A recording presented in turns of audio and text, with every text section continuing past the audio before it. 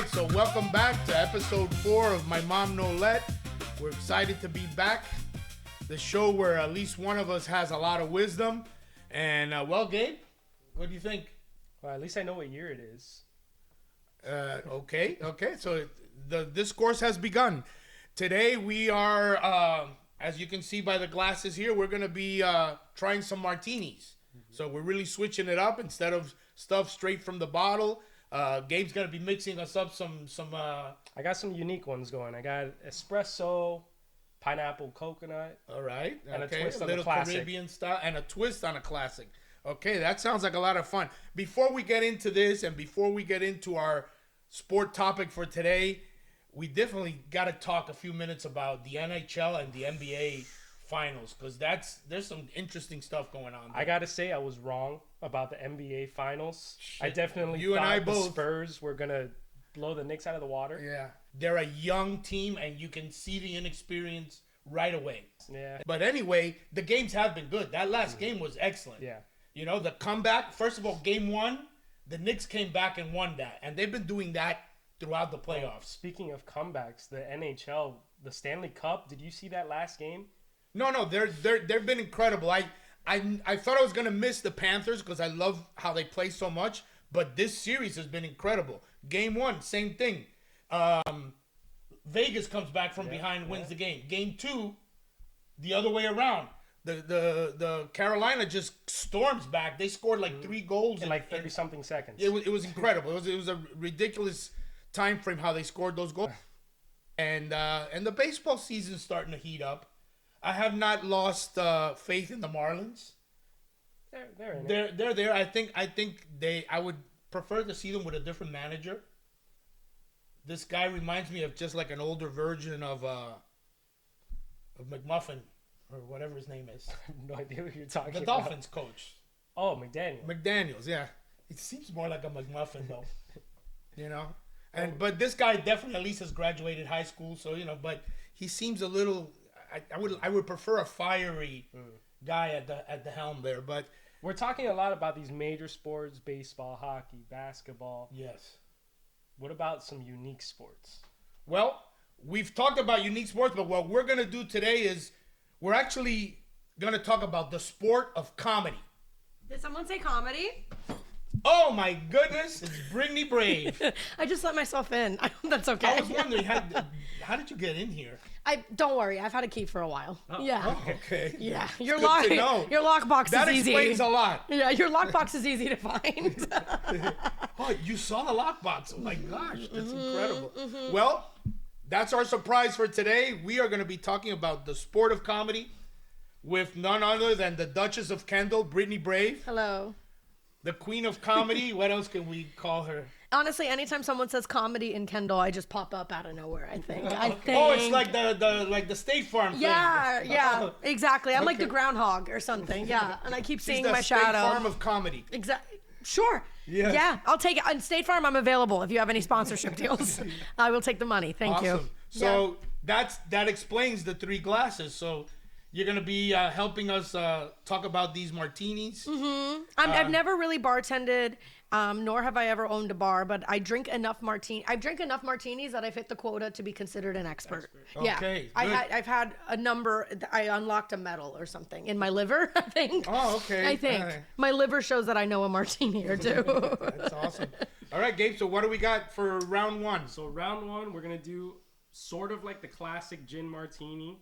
It has a little bit of a twist. We're using an Irish rosé gin. Okay. Ooh. All right. That'd Okay. be popular with the ladies. You know, Okay.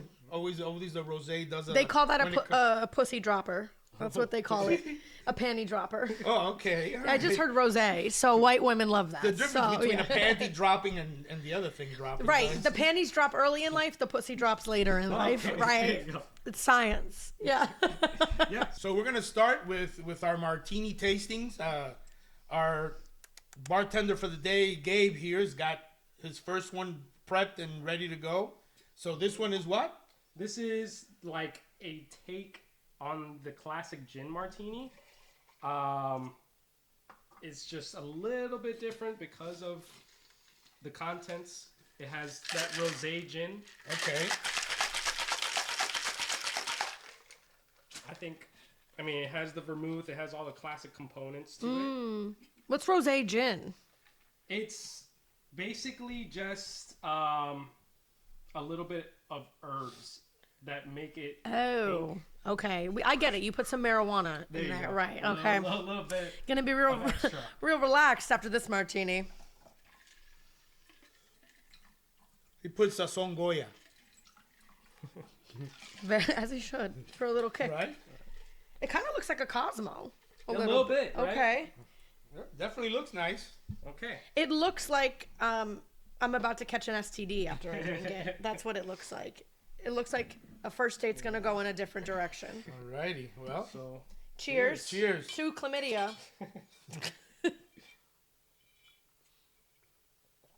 Ooh, that's strong. oh, That's strong.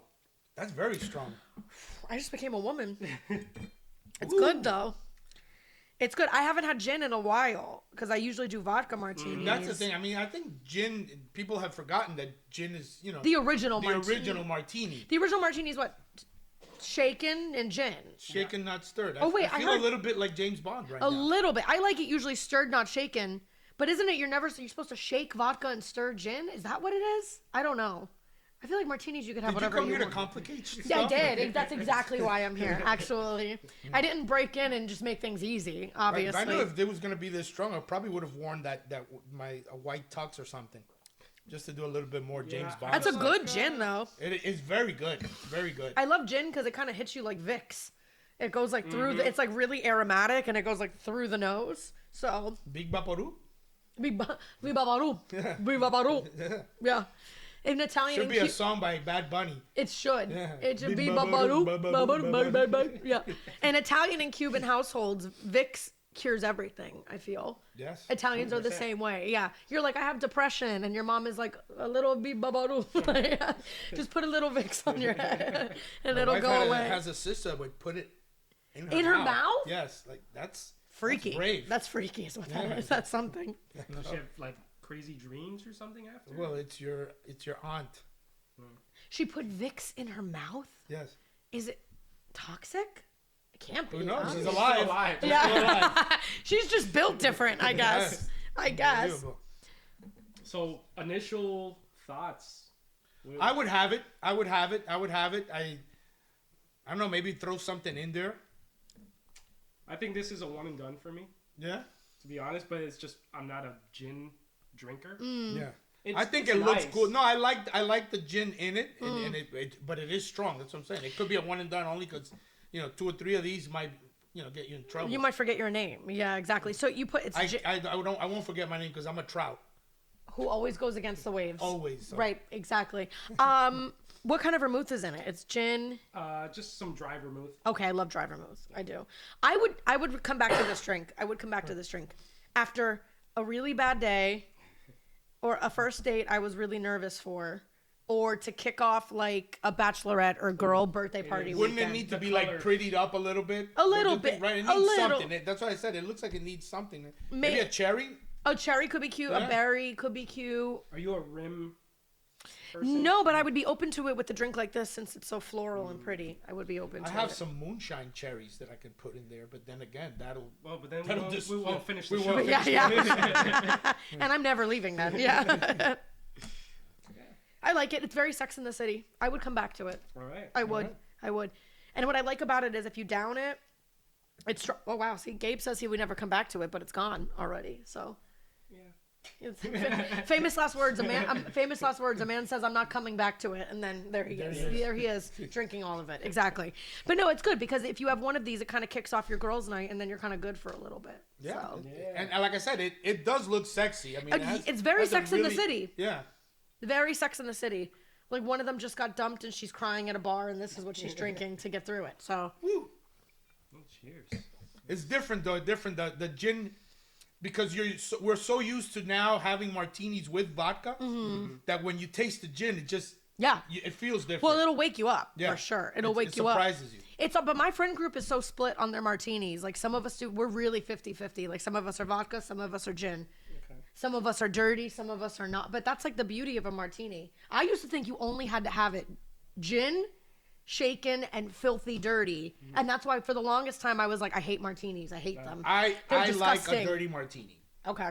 because it's like a light lunch, especially like with 3 or 4 really good olives. Yeah. Usually stuffed like with blue cheese or something like that. It's not a good first date martini though, because you don't want to be making out with somebody after that. No, I had one here. I have some here that are stuffed with garlic. So that one's Ooh. definitely. That's if you're going to like meet a vampire. Or Exactly. something like that. Yeah. Some protection. Yeah. Yeah. You got to wear protection on a date. You know, that's what they say at least. So I like it.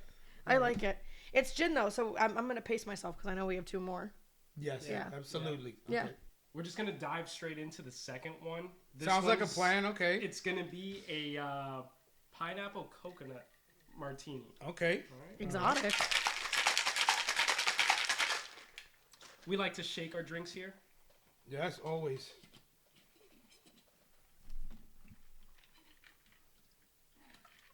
Okay. Got your hands. That's totally okay. soaked, but you know, that's half the fun. Half the fun. All right. Now, what did you use to make this? There's some People want to know. pineapple vodka, coconut vodka, Okay. a little bit of vermouth. 2 different Okay. vodkas.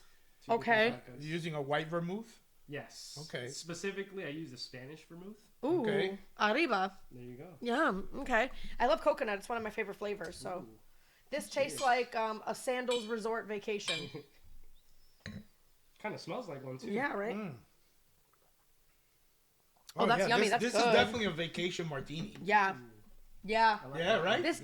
This doubles as a vacation martini, and I think you could also use it for sunblock on your body if you're tanning as well too. Yes. Yeah, that's delicious. Anything coconut, I'm automatically a fan. And as a girl, putting pineapple in there is great, so you keep your pH balanced. So I would add sweetened condensed milk, but that's me. yeah, well, that's after a couple of these. Hey, that's smooth. That's Yeah, delicious. that's actually really. I like it a lot better than the first one. You just did it by eye, or did you put in certain? I mean, I loosely followed a recipe. Gabe where- just follows his gut. Exactly. It's like we were talking about good cooking, good baking. It's all about just you follow the recipe, but you don't know. I wait until my ancestors tell me to stop. Right. You're like, I'm still waiting. Yeah. That's nice. It's refreshing. Definitely, it says beach, Yeah. right? It says beach. It says Beach vacation. resort, like not necessarily on the beach, like a beachside bar. Like kinda- fancy. Yeah. Yeah. Fancy beach. It's giving cabana. I would wear like Yeah. shorts and then that white James Bond tuxedo top. That would. It's would be- giving go on vacation, spend your whole savings account. That's what it's giving when you drink these. Yeah. Find a pool boy. Find a pool boy and never come home. That's what it tastes like.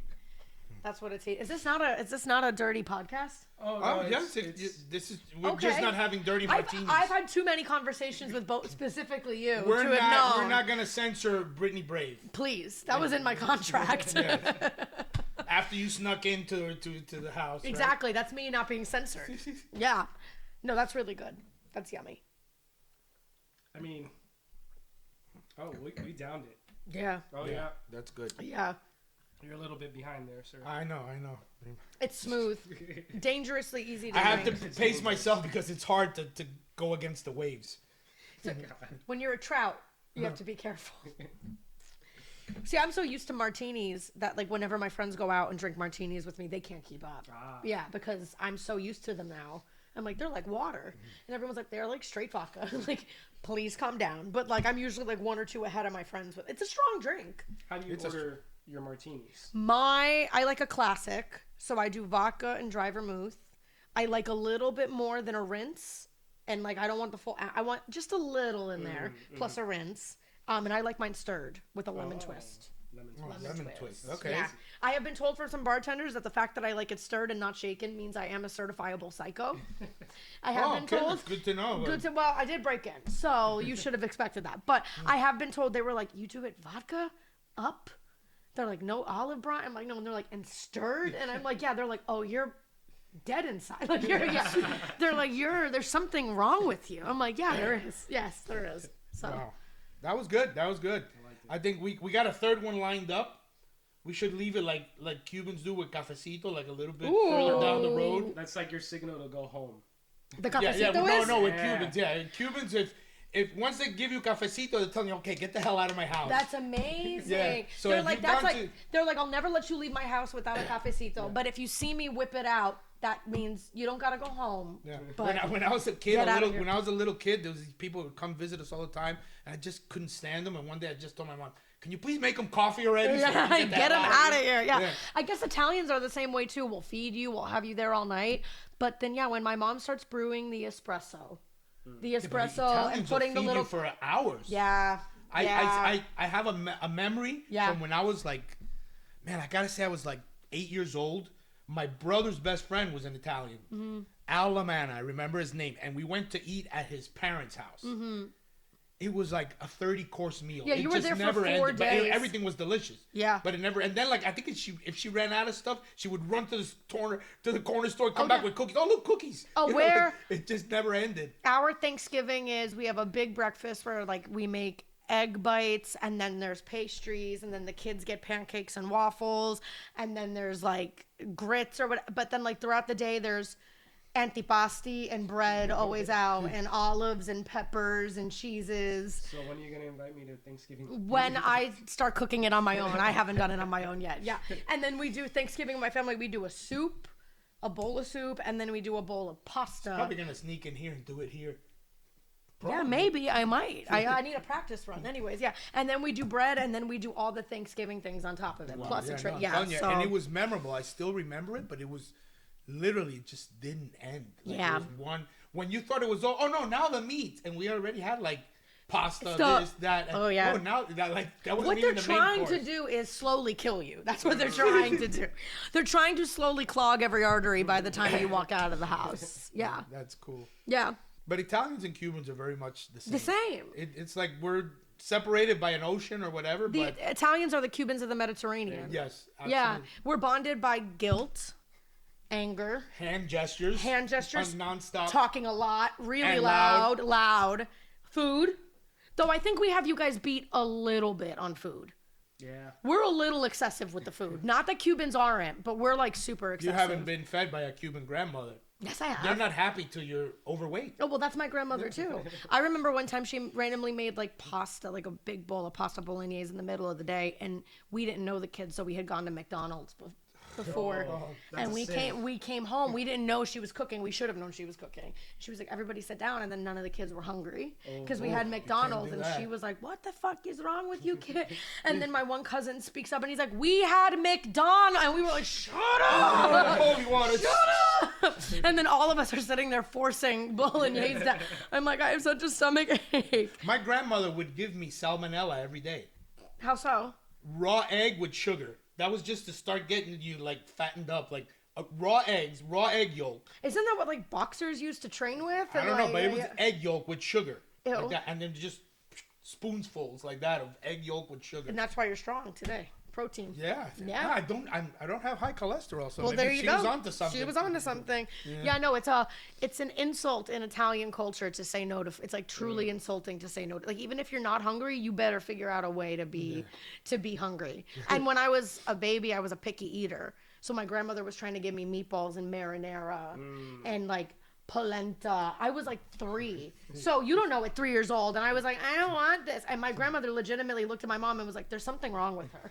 Like, how does she not want marinara? And I'm like, I'm 3 years old. Like, Cubans do it with the puree. what's puree? Puree is everything, the steak, everything. They'll put anything in, and it's all Oh, blended like up. a puree. Yeah, like a puree. Like baby And then they food, put yeah. a thing like this of butter on the top, let it melt, and the baby's just. But it's got so much substance. It's got meat. It's got vegetables. Everything you can think of. Every food. That's a group is in high there. calorie meal for a baby. But that's why we're both different. Yeah, That's why we're both different. Yeah, absolutely. That's it. Absolutely. Okay, so before we go to that third one to like liven us up, because we definitely need to talk about the sport of comedy, Yeah. because we have right here a professional comedy athlete. So, but before that, I figured if we're gonna talk about the sport of comedy, why don't we talk about the comedy of sports? Okay. Because there's been some really funny sports moments, don't you think? Yeah. I have one. A All right, funny moment in sports. Go for it. It was like the most recent Olympics, I believe. And it was that, I forget his name, but he was the pole vaulter. and he was running. Nobody ever remembers pole vaulters. Well, the ladies remember this pole vaulter. Okay. That pole vaulter. You remember? He put it in. He tried to flip over the bar, but you know they wear leotards. Oh yeah. And his package was so big, it stopped him, and he fell over. So that he fucked up. Like, he didn't get over the bar. You didn't see this? No, I did not see that. That's because you're a straight man. This was all over my timeline. And all the girls were like, but he still kind of won. Like, like he's winning. Wow, I'm like, surprised. really. Yeah, well, you could see everything in that. And, like, if you literally, well, first off, as a guy, I'm sure you look at it and you're like, God, his poor nuts. Like, he knocked into, like, it went boom on his package. But also his package. And he's going high, and you know, like But his there's package- speed involved, and so His package legitimately, like, stopped him from getting over the bar. I don't know if he was erect at the time or what, but, I mean, that's funny. That's funny. Like, you're upset that you didn't, you've trained your whole life for this. You're upset you missed the mark. But now but you you're... became famous because of your endowment. Yeah, now you're an internet meme, and women around the world are DMing you. So I don't know. Did he really kinda lose? won, yeah. He kind of won. That's my story. That's my contribution. The Olympics. There's another. Did you ever see the breakdancing one? That they brought breakdancing. Oh yeah, I just saw like 5 minutes of that because I thought it was ridiculous. The It is a little- Australian lady. Did you Oh see yeah, that? yeah, yeah. I She think was, so. Yeah, Oh. she She started doing to like maniac. kangaroo hopping. Oh yeah, is she the one that had the cap on with the blonde hair? Yeah, it sort of made me feel like I might be able to compete. Yeah, You know? that was weird. Well, at first I was already kind of giving a side eye over breakdancing being in the Olympics, and then that's not breakdancing. She just looked like a drunk white woman at a wedding, like when Bad Bunny comes on. She was just like, I don't know what to do. Like that was But people dressed up as her Yeah. for Halloween. I forget what they Oh my called it. gosh. People like went to Halloween parties in her. They sold her like outfit and everything. So nothing matters anymore. I think. I don't know. I got one. I would call this dark comedy because at the time it was but it was the weirdest thing I've ever seen in boxing. Mm-hmm. Heavyweight championship fight. The night that Mike Tyson decided to bite a piece of Evander Holyfield's ear Oh God. right off. Yeah. It was freaky, but when you think of it now, it's funny. You see Evander Holyfield jumping up and down, and the guy has taken bombs from the greatest heavyweights ever, and yet what really made him jump up and down in pain was that Mike Tyson bit a point of his ear off. Yeah. And if you see him today, he still has a missing a piece trunk. of it. I guess he wears it as a badge of courage. I would wear it as a badge of what's that? honor. No, Mike Tyson bit my ear off, you know? Also, it's not that easy to bite someone's ear off. Like Mike No, Tyson no, is that's- strong. yeah. Even his teeth are strong, you know? And so that was just Mike Tyson being crazy and really wanting to Yeah. win. That's it. That's I it. know, I think he was frustrated because Holyfield was beating him. So he just bit his ear off. Yeah, so he said, well, what the heck? If I'm going to lose, I'm going to take something. I'm going to take a Do memento you- with me. Do you think he ever apologized to Holyfield? And do you think Holyfield ever accepted it? No. As a matter of fact, I think Tyson probably has that piece of the ear in a jar somewhere. Yeah. Like, Yeah. After he pooped it, because I think he swallowed it. True. But also, like, that's so funny because it's like he was known as a great boxer, but really what he's known for is like that, like biting someone's ear. It's like Van Gogh.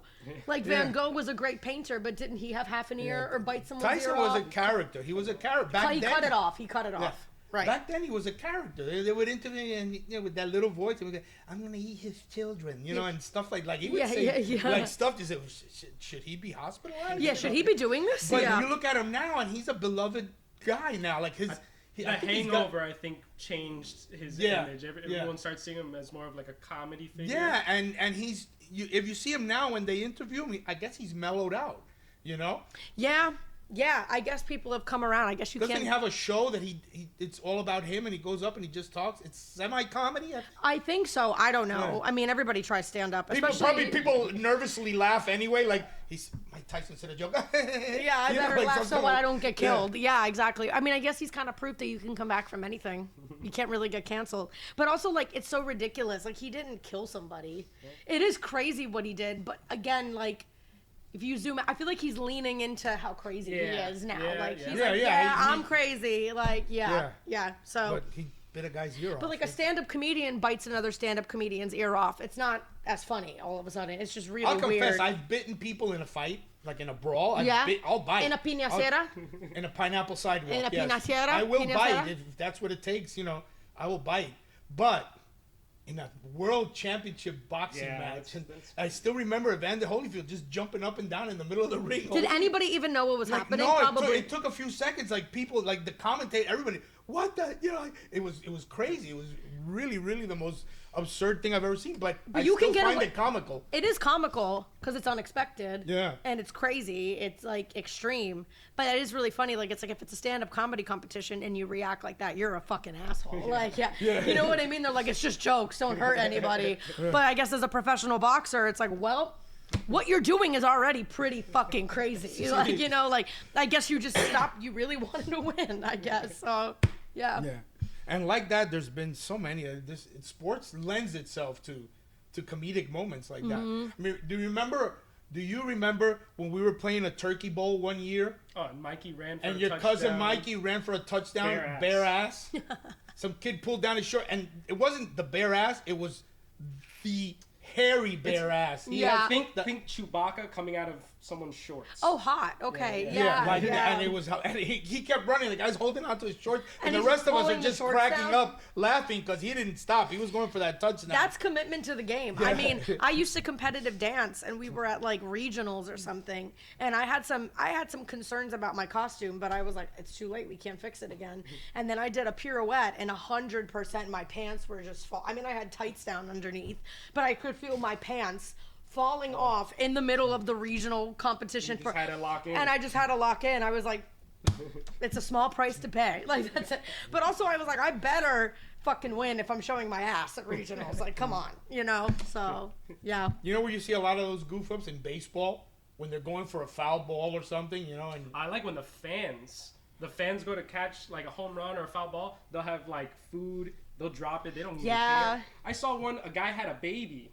He dropped the baby. no. That guy, he had some skill. He actually held the baby and caught the ball. That was Barehanded, impressive. yeah. But then there's the other nincompoops that fall off. Yeah. Like, so it all kind of depends on Yeah. The result. the You gotta ask result. the fans of the Chicago Cubs.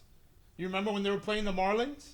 Oh, in the World Series. Yeah, and it was a foul ball, and the guy reached over to catch the ball, and it wound up winning the game for the Marlins. Yeah. And Oh, it was how a Chicago funny. fan, and I think he had a move and everything. Like, Oh, people he got wanted to hate kill they him. wanted to kill him Yeah. in Chicago. People take rivalries like that. I mean, you just fucked up your own home team. That's crazy. People take rivalries. I mean, I went to University of Florida, and I had a buddy visit me from FSU, Oh, no. and he was wearing his FSU shirt, and I was like, you really like gotta take it off. He's like, but we're not anywhere near the stadium. I was like, you really gotta take it off. And it was like a Sunday, so campus was empty. I don't even think it was football season either. And somebody drove by and was like, fuck yeah! Is that the moment where Yeah. you bit his ear off? Yeah, exactly. Yeah, I was like, I'm not with him. I don't know him. I was like, no habla inglés. I don't know him. So Okay, so here we go. We're gonna delve into this third martini, which is Espresso martini. wow, 3 martinis before 2 p.m. That's a new record even for me. That's wow. I'm putting numbers on the board today. Hopefully this one will wake you up a little bit. Okay, You know? espresso. did you make the espresso? In the, I did. Okay. I mean, would this be a Cuban household if we didn't make it in house? I mean, come on. I'd be like, I want my money back. No, I'm kidding. Although after I discovered Nespresso, I still make it Cuban coffee, but that cafetera stuff it still makes a pumita. So that's good. It does have some. I do love a little espumita. Yeah. All right. Cheers to martini number 3. Okay. To espresso. Cheers. You didn't cheers me. Bing. That's bad luck. Mm. That's good. This one does the job. Yeah, that's good. That perfect. That prepares us for what's coming. Yeah, that's good. Because I feel like espresso martinis, I don't like them when they're too creamy and frothy. I like them leaning towards this. Like, there's a little bit of froth on the top, Yeah. but it's just like, it's kind of... Yeah, some of them, they make it almost looks like a milkshake. They just Yeah. put too much stuff, Yeah, my too mom- sweet, too much foam, and it... This is the one martini my mom likes too, and even she's not a big drinker or liquor drinker, but even whenever it comes out like white, she's like, there's too much Baileys, Yeah, there's too much cream. She's like, I still want like espresso liqueur and vodka or tequila. Obviously, you can have it with too, but that's good. Cool. That's good. Good. I like this one. And I could use a pick me up too. Yeah. You better get ready because we're going to grill you now. All right. Was that supposed to scare me? Not really. Why would you be scared? You snuck into the house. That's true. I fear After that. nothing. My name is Brittany Brave. I fear nothing. And that's your real name. That's my That's real not name. like a stage name. It's my real name. It's pretty incredibly white. That's- It's so American. Wait a minute. Wasn't it Bravo? Maybe at one point? Before I was born, so I'm. Yeah, because I remember your dad telling me the story, something like that. Oh yeah, we are second generation Italians. He was born here with my grandfather, grandmother on both sides and it was Bravo. And when my grandfather came here, they bullied immigrants, and he wanted to make sure he got through Ellis Island, and they bullied Italians. So he was like, "Bravo, we're in America." And that's another thing they that seem Cubans to and Italians have in common. They just got here earlier, but they Yeah. went through a lot of the same things. a lot of the same bullshit. Yeah, and so he went from Bravo to Brave. Which is like an easy switch, but also Americans love the word brave. It's everywhere. Like, so I just sound really American. And it kind of sucks as it's like, I understand people think it's awesome outside looking in because they're like, oh, duh, it suits you. Like, brave, that's great. It sounds like, to me, it sounds like a porn star name, but it's, but to me, it's so cheesy because now people don't realize it's real. And then they're like, oh, I get it. It's a stage name because you're so brave for doing stand-up comedy. And I'm like, I'm like, no, I'm cooler than that. I would pick a way. I would love to go back to Bravo. I would. I would love to. I would want something about me. I feel like people can tell I'm Italian, but I would want an Italian name. I'm proud to be Italian. Because you're from Kendall, don't you get confused a little bit with Hispanic sometimes? All the time. Yeah. All the time. And that's why people like speak fluent Spanish with me in Kendall and in Miami, because I think they think Cuban when they look at me. And I had a friend in New York. I told you the story the other night where I show up at the show and out of nowhere, unprompted, he's like, I've had enough of you being Italian. You're Latina. And that's it. And then I was like, what? You've been thinking about this? He's like, I have. You're Cuban. That's enough now with this Italian thing. You are Cuban. So I was like, okay, I'm Cuban, I guess. So, but yeah, Brave is, I guess it's cool. It's a cool last name. If I ever got married, I'd probably keep it publicly, professionally, but it's just so cheesy. And I think with what I do, people think it's like, no, but it's so catchy too. Like, people, they don't say just your name, your first name. People always say Brittany Brave. It's one word, Brittany Brave. Yeah, Brittany Brave. And high school is Brittany Brave. Brittany Brave. Brittany Brave. I'm like, yep, that's me. Yep. So, yeah. So are we ready to talk about today's sports? Yeah. Because I think we got a dynamite topic, and it's the sport of comedy. Yeah. Featuring this professional athlete The here. the Olympian of Miami comedy. Yes. That's me. Yeah. All right. Yeah. Cool. All right. So what got you into comedy? There's a moment where somebody decides, okay, this is my sport. I'm going to be a baseball player. I'm going to be a basketball player. What made you realize this is my thing to do? Yeah. I don't know. I think I always knew I was funny. Even as a little kid, I loved to perform and same way I think like, when you're good at a sport, when you're like, oh, people laugh. I can always make somebody laugh. I can always be goofy, imitate a character or something. So I always knew I was funny, but it took like working in the wrong job and kind of being a little misguided for years before I started really professionally pursuing comedy. Because I didn't think it was a real, like I knew it was a real job. I loved so many comedians. You hear that from a lot of comedians that like, even like the parents, but that's not a real job. That was my parents. Like for a long time, like I did theater my whole life. I loved comedy. I always did improv and dance and all these things. But mostly my father was always like, you're gonna starve and die in New York. Like there's no way. No, people don't make it doing that. Like, like 1 in every 10 whatever ratio, make it.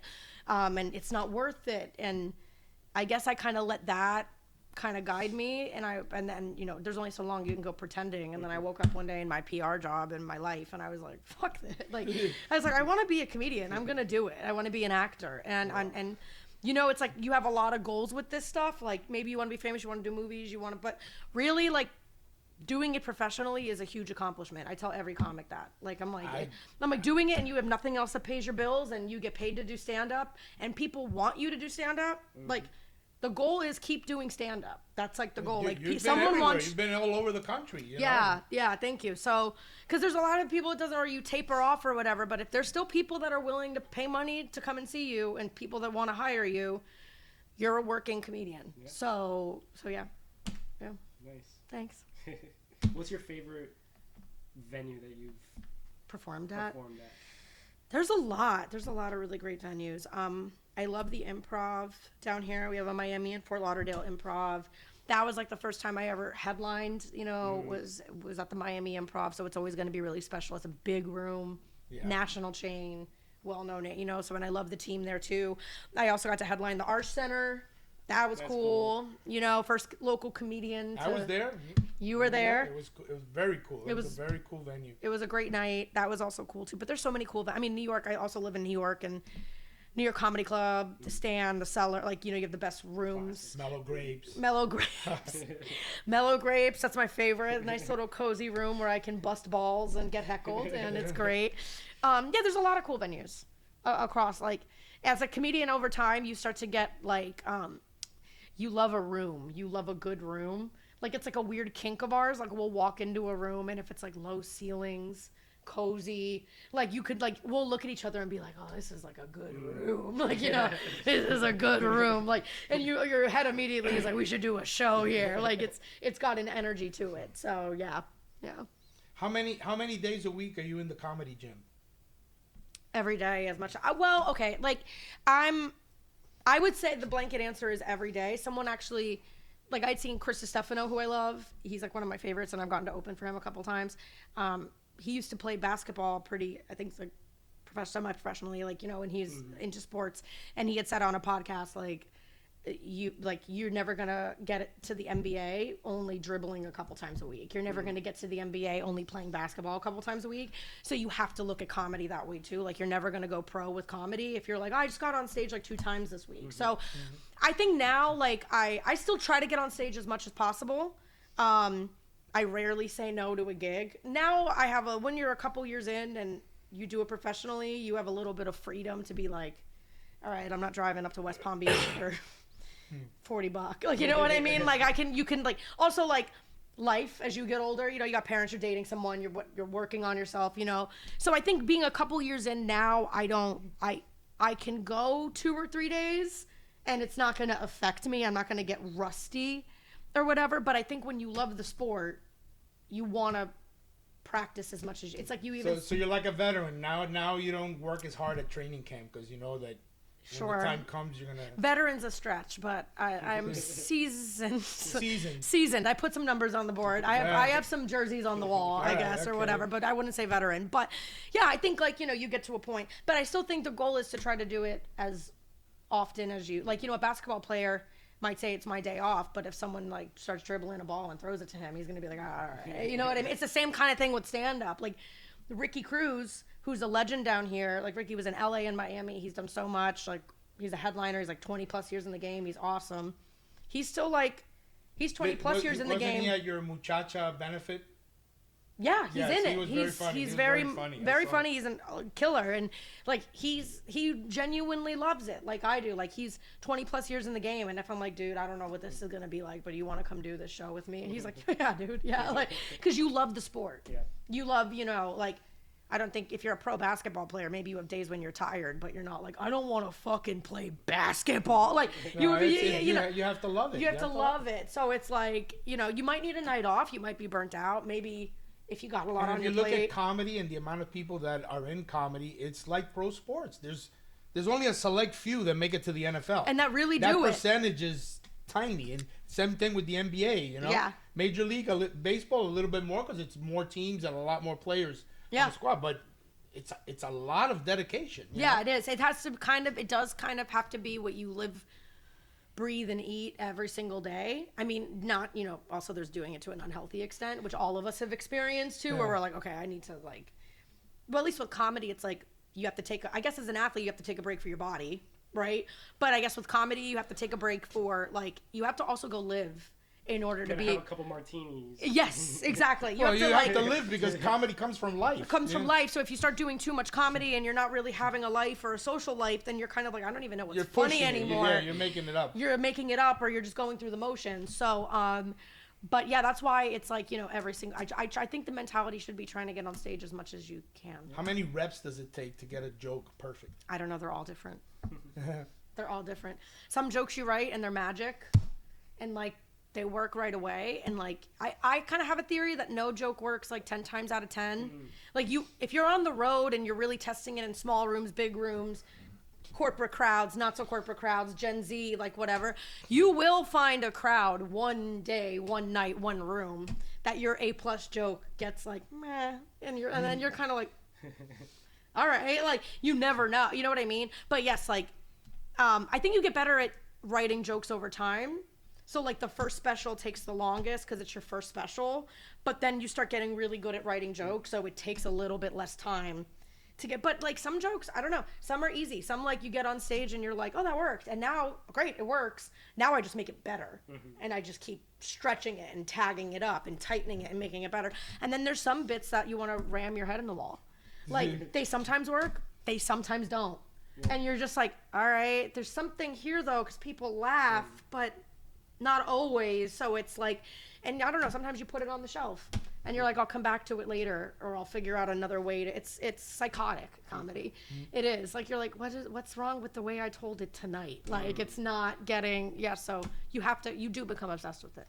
And you then, do. like in sports, you go to certain stadiums and the crowd is gonna react a certain way. They're gonna boo a certain team, whatever. You're really good at dealing with hecklers. I've seen that. Yeah. Does that take like practice? Is that do you plan that out? No, I don't plan it out. I just think you know it could happen, so you go in a little bit prepared. I think there's certain settings where depending on what the heckle is or depending on the show, it could kind of like a boxer kind of like knock you out, and you're like, oh, okay. You know, I've seen that happen to, you know, really established headliners. I've had it happen at my own show, you know, where you get heckled in a certain way and you're like, what the hell? Like that was mean, and who said that? And that, why is this happening on my show? Like where, you know, but you just have to learn to not be thrown by it. And I think that takes some level of practice, but I don't know, you're the comedian, you're quicker than them, you're smarter than them. Be smarter than them. Like they're idiots. Like, you know what I mean? Like it's like, and like even if the way you handle it is being like, hey, dude, I don't want to fight you. If you don't think I'm funny, that's okay, man. Like get your money back or what. Like that's also a way to handle it too. But you can never let them see you sweat. You just can't, because they can smell that, the audience. If you let yourself get thrown. So that, you know, just staying grounded and knowing it can happen. Miami will teach you that. Miami has the worst audiences in the world. Like in the world. I did like a show the other night, and a woman walked into the private room where the show was and recognized a woman in the front row, saw me with the microphone. The whole room saw her, and I in the middle of my set, I go, oh, I guess, are you here for the comedy night? And she's like, what?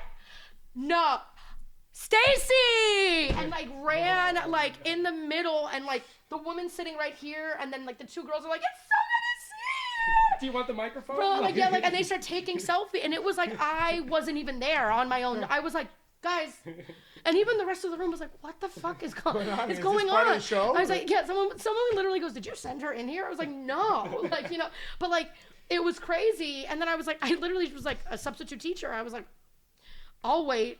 Yeah, like I'll just wait till this is over. Like it was too small of a room. I was trying to make it funny.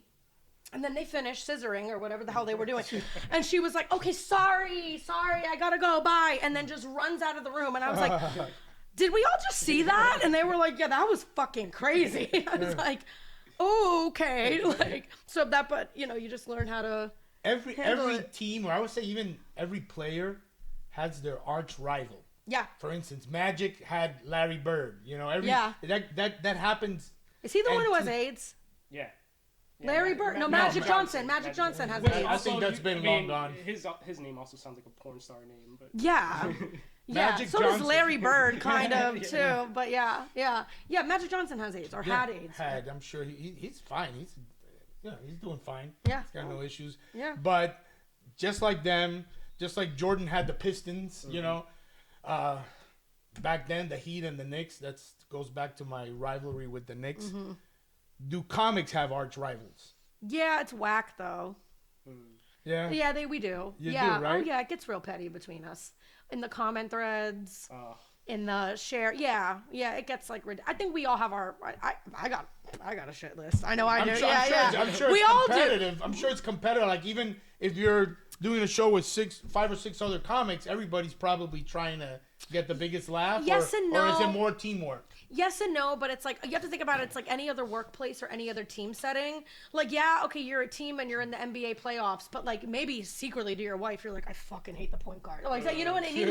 Like it's like any other workplace. You want to think all the doctors at a hospital love each other, but probably not. You know, like it's all so like yes, but it is kind of whack and it's a distraction when you let it get. You also just look whack, like when you let it and like. Yeah, I think when you're starting out, maybe, especially as a girl, there's that competition. Because there's so much of, like, women aren't funny, and there aren't enough of us doing comedy, and we still have to fight, like, really archaic old idiots that think that women aren't funny. So I think sometimes younger female comics fall in that trap of, like, well, all of you are my competition, because there's obviously only one spot on the lineup for a girl, so who's gonna get it kind of thing, like, you know, like you feel that a little bit, I guess, when you're starting, but it's so ridiculous, and especially now in 2026, like there's even like in New York alone, there's so many funny women, there's so many funny people. Yeah, you're just like, I think that's bad juju if that's how you look at a lineup, like, you know, and you got to try to look at it as like we are brothers and sisters who all do this. It's a team, like we do this insane thing. And it's like, yeah, I guess there's one way to look at it as like, who's going to be the best on the lineup? But also it's like, it's the most solo artistic sport, stand up. It's a solo sport. It's really just like you versus you. Yeah. It's not you versus anybody else on the lineup. No. So if you're thinking that way, you're doomed, kind of thing. Because it's like, why would I let what you're doing with your set get in the way of me when I'm preparing to get on? It's the most. If it gets in your head, you're done. You're done. So it's like, but it like there's teamwork in that sense. Like beautiful things happen when comics get along and come together. But also like it's a solo sport. Yeah. It's when I'm up there, it doesn't matter whether you hate me or cussed me out beforehand or you make more money. It doesn't matter because when I'm up there by myself. So the performance is by myself. So nobody else matters in those 10 minutes but me. So, yeah. So you're a muchacha from Kendall. Yeah. But I've seen you go everywhere to do comedy shows. Yeah. Where would you say in the US is the place where you feel like you can't connect because people just don't understand your comedy? Is there a place like that? Have you ever been to a place where like they look at you like, you know? You know, the ironic part is Miami, I think, sometimes. Wow, that's a surprise answer. Yeah, it's very 50-50 down here. Like, on the one hand, like, I have, like, such a loyal fan base and following down here, and I have done so much, and I'm so proud of Miami comedy. And Miami did make, like, it... Miami did obviously influence my sense of humor. Like, I have jokes about it. Yeah. I have jokes about not being Hispanic, growing up around Hispanic. I have jokes about Miami as a city. I'm very loud. I'm a very physical comic, high energy. Like, I think Miami did all of that. But there are times that I get on stage in Miami. Maybe that's because I started in New York and I don't know. But there are times I get on stage in Miami. I was thinking more like Kansas. No, man, those crowds are usually fucking awesome. Yeah, because they don't get out of the house a lot. Like, they're awesome. Like, Fargo, North Dakota, Kansas. Like, they're like, we've had tickets to see you for 5 months. Like, we're excited. Comedy night. And you're like... that's a surprise. I'm learning something new. I figured... I think it's more like with athletes, sometimes you got to leave your hometown to see success. Sometimes, big time. You know, we talk about that. Yeah, like... somebody had cited Pitbull as I'm not putting words in Pitbull's mouth, but somebody had cited that like for Pitbull too, that he was like killing down here and everybody knew him and he was making all the right moves and meeting all the right people, but that he couldn't sell tickets in Miami. And he was like, what the like they won't show me love? Like I grew up in Hialeah. I like you know, or Little Havana, you grew up like, are you kidding? And then he had to leave and go on tour and go be in other places. So and then he came back Mr. home. Mr. 305 to Mr. Worldwide. But yeah, I do think that's part of it too. I mean, that's why like, you know, we're making Muchacha, the comedy documentary, and like not to break it to Miami, but it's coming to Miami last. It's not gonna make its way to Miami. It's making its way to Miami. Except for My Mom No Let, right? You're gonna give us a exactly. You guys are gonna get a sneak peek, but no, it's not, because the whole point about it is to create something that puts Miami on the map for other markets in the industry. Okay. So we know we have Miami support, and we're so grateful for it. But like it's gonna come to Miami at the end. Like it's gonna be the hometown Cool, bringing cool, home. yeah. We want people in Miami. They're already really excited about it, but we want them like foaming at the mouth for it. Like show it to us already, like kind of thing. But we're like, we will. But the whole point is Tribeca Film Festival in New York and South by and Sundance.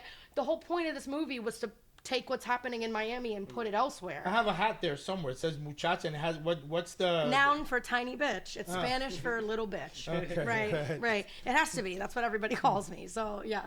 I have one final question for Okay. you. So, like the Super Bowl, the World Cup, like the biggest stage. Mm-hmm. What is your big stage that you look forward to? I don't know. I want to just keep growing. I want to just keep growing in audience, I think. Arenas would be cool. Like, just keep growing. Like, MSG. MSG, sure. Like, I don't think there's Netflix. yeah, like, I don't know. I just want to, I think as long as you keep, I want to do stand-up. I am a stand-up purist in the sense of, like, I always want to do it. Movies would be awesome. Other stuff would be awesome. But I'm always going to be a stand-up. I don't see any reason why SNL can't have 2 Kendallites. Well, he's not Kendall. He's, like, Westchester. Oh, or Westchester. something. Yeah. So there you go. It's 2 different things. Sure. Yeah, sure. You know? Yeah, I can come on and be him. Hey. No. But SNL was the dream. It's not so much the dream anymore. But I don't know. To my point, like, I think as long as you continue to work and there's people that want to buy that, people want to spend money to see you do what you do, and they're gonna come back again. That's the dream. And then just that happening again and again and again on a bigger level, however far you could take. That's the dream. That's really it. Yeah, that's really it. Because it's like, I think that's what happens when you genuinely love stand-up. You're like, I just want to keep doing it. I just want to, like, that's what a lot of people start doing movies and stuff, and that's great, or they do TV or movies or books or launch a perfume line or whatever. But I think there are still stand-ups out there that are like, this is still really what I am. I'm always writing new material. When I get the next hour ready, I'm going to go to my agent, announce a tour, and just...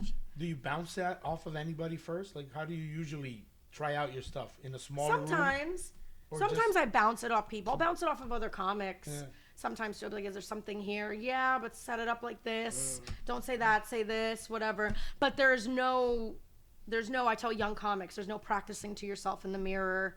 There's no, well, I told my friends and they think, who the fuck cares? They're your friends. They're not going to hurt your feelings. Right. Like, you just have to get up into different rooms of different sizes in different places. And some of them are Hispanic, some of them are white, some of them are old, some of them are Gen Z, some of them are, and you just have to keep trying that joke. And, oh, it worked really well here, not so well. Okay, well, it's always, you can't cut that. It's just, but yeah, ideally you try new material in the smaller, low stakes rooms. And like a bar show, you drop in on your friend's show, your show, or whatever, and then you get it ready so that when you headline the Improv or the Arts Center or something, by the time you're seeing it there, or the Netflix special, or a special of any kind, it's pretty done. Or it's not done, but it's like tried and true. I've now done those jokes 3,000 times, God knows how many times, and I'm like, okay, I know it works now. But it often starts at a bar, where you get like a, and you're like, all right. Okay, you know what okay, I'm gonna build on that, and then you do it God knows how many more times until the repetition, just like any sport. Yeah, and paying attention too. I tell a lot of young comics too, it's not just about getting up. It's like, record your sets and pay attention to why it works and why it doesn't. You gotta watch film. You have to watch film. You have to play it back. You can't just like, oh, I don't know, it got a laugh, it's done. No, it's not. It got a laugh tonight. You might do it tomorrow and it might not, which means it's not done, the joke. Like, there's still something to be, listen to why it works, when it works, and how it works. And fundamentals? Listen. Yeah, and you tweak. And you tweak. And probably as an athlete too, I would guess you don't learn from the games when you're on fire. You learn from the games where you're like, wow, we really just fucked that up. Yeah, exactly. Okay, well, all right, let's watch the tape and see that's where you learn. So I got one last question for you. Okay. Do you consider yourself... Yes, I'm single. Yes. No, that wasn't it. Okay, you're like, we know that. Yeah. Do you consider yourself the Muggsy Bogues of comedy? Oh my God, that's a baseball player. Close. Close. Don't. I'll Coach? No. Basketball? No way. Muggsy Bogues is a baseball name, bro. That's not a basketball name. There's no way that's a basketball player. We will put his photo up. There's no way we have LeBron James and then we have Muggsy Bogues. Yeah, Muggsy Bogues. No, I reject that. What if I told you he was like 5'2"? What if I told you if you stepped off the box that you're standing on now, you Look, would I'm be Muggsy the Muggsy Bogues. Bogues of comedy. This motherfucker better have been cool. He was the solid. coolest. Yeah. He was a Spitfire, just like you. 5'2", and he played basketball. Yeah, NBA we for- will for put up a years. photo of him next to a center, and you'll see. Okay. You know. All right, maybe I fuck with this Muggsy Bogues guy.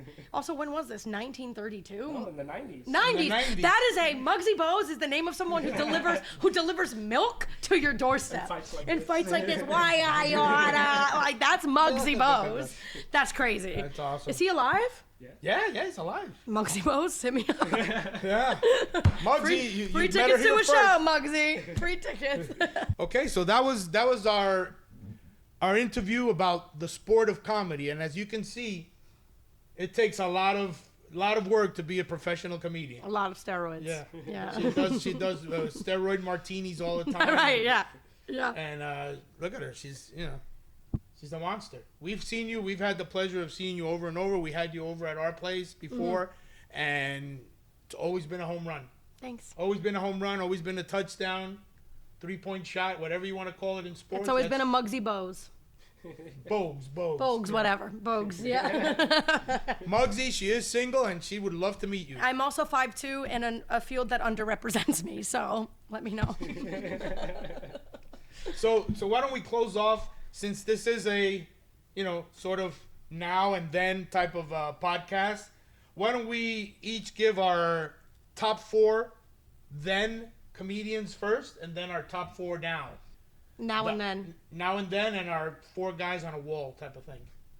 All right, Yeah. all right. You go first. You're the expert. The old comedians Yeah, first? old comedians. Joan Rivers. Ooh. Carlin. Lucille Ball. Ooh. Don Rickles. Wow, that's a good one. That's a real good one. Mm-hmm. I remember Rickles, man. He was merciless. He'd Merciless. roast you and then You know who Don Rickles is? Yeah. the roast. okay. Yeah, he'd roast you and then he'd go right after he'd say something like fucked up. All Yeah. right, how about you? SpongeBob? I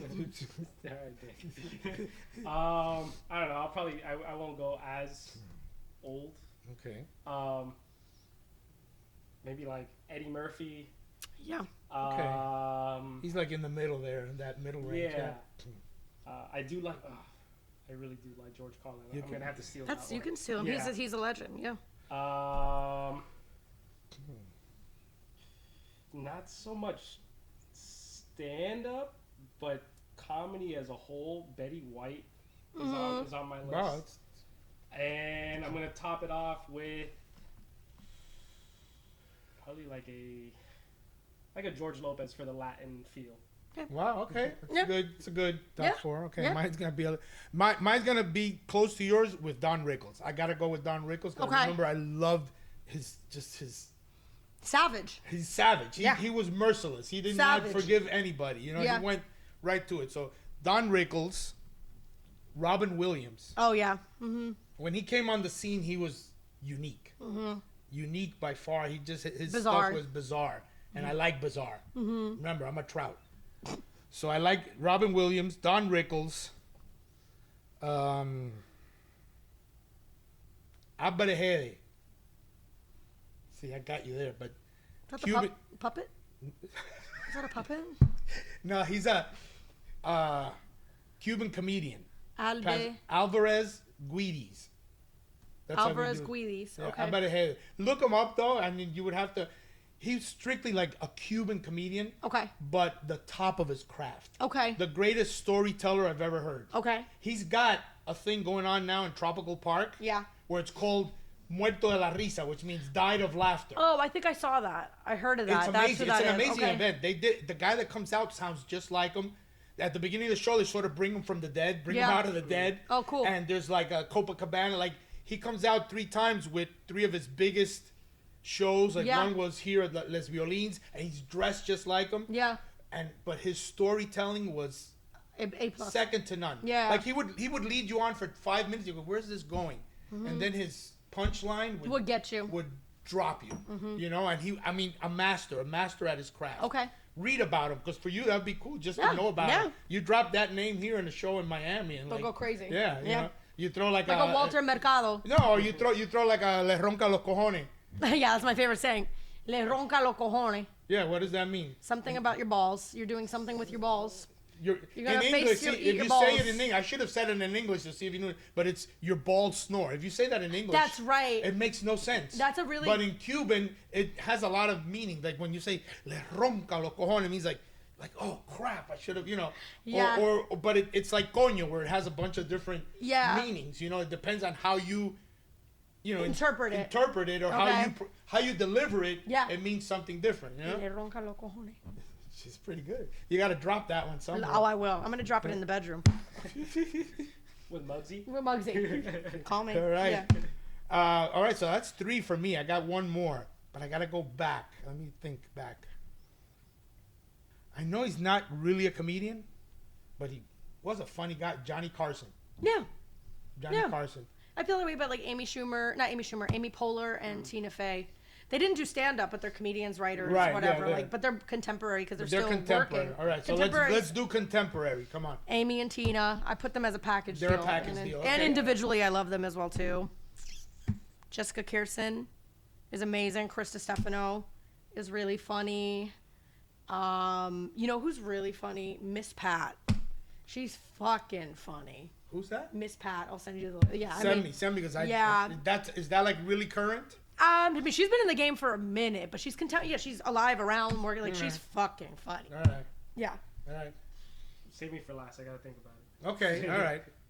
Mine are not going to be as fresh as yours, but they're still. I would still consider them contemporary. Okay. I've always been a Will Ferrell fan. Yeah, he's funny. He's goofy. He's goofy. I like his. Nice guy, I too. like all extremes of comedy. Uh-huh. I like goofy. I like one guy that I think is a maniac. He's probably a little bit sick and needs some help. But Tom Segura. Oh, I love him. Yeah. Yeah. His stuff He's is he's an exceptional storyteller. His stuff is. Yeah. Have you seen his special? Yeah, I've seen all of it. That thing is Yeah. really off the wall. Like Yeah. parents, don't let your children see it. Seriously, don't let your children see it. But it's great. It's dark comedy. It's way dark, but Yeah. he's so funny, you know, and he just delivers. So that's 2. Bill Burr, Oh yeah, phenomenal. another maniac. They're you Brilliant. notice all 3 of mine are different. Like, yeah. different extremes of comedy. Yeah. Bill Burr, and the 4th one, man, I'll go to you and then I'll come back from my 4th. I'm stuck. All right. Go ahead. I'm gonna take it a different route. So I'm gonna go like social media sort of style. Okay. Just the current, like podcasters. I love the Basement Yard guys, Frank and Joe, New Yorkers. You Yeah. know, they're funny.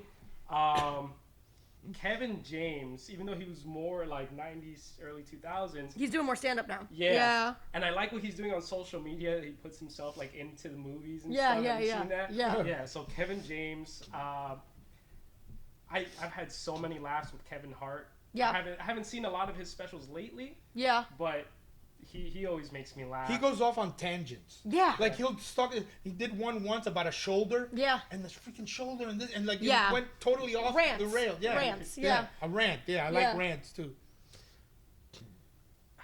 I guess I gotta go for 4. You mentioned Chris Rock. The slap, I think, brought me back to his like Yeah. stuff. Yeah. The slap heard around the world. Yeah, I give him credit. He took it like a I man. have a 4th comedian for you who's No, contemporary. I have one already. Brittany Brave. Thank you. I was fucking waiting. I was like, I'm gonna Got it, leave. got I'm it. That's my gonna storm 4th. out of this house right now. Just like you stormed in. Exactly. Well, I Incognito. didn't storm No, in. you snuck in. I've been here all night. Yeah, I've been here all morning, all night. I was like, hello, contemporary comedian. Hello. Brittany, we're very glad and thankful that you came on our Thanks show. for having me. We want to give you the opportunity to plug whatever you want. Okay. There's a couple cameras there. You can look directly into them. Hello. Tell us what you got going on. I'll probably have announced it by then, but the first time on a podcast. My next big headline date in Miami is August 20th. It's a Thursday night at Miami Improv. 8 p.m. show, I think. 8 p.m. show. I haven't done a big headline one since end of 2024, Arts Center. I haven't really headlined. So a lot of new material. And then Muchacha, the documentary, is done. It's coming to a bunch of festivals and then eventually coming to Miami. But we'll maybe do some like previews and just keep an eye out for that. We're going to launch the Instagram for it and start dropping like bloopers and stuff like that. That's awesome. But she's done. So yeah. She's done. That's Yay. great. That's she's great. Done. Awesome. What was your favorite martini? The gin one made me a man. The gin one was masochistic. This one woke me up. I think the coconut one.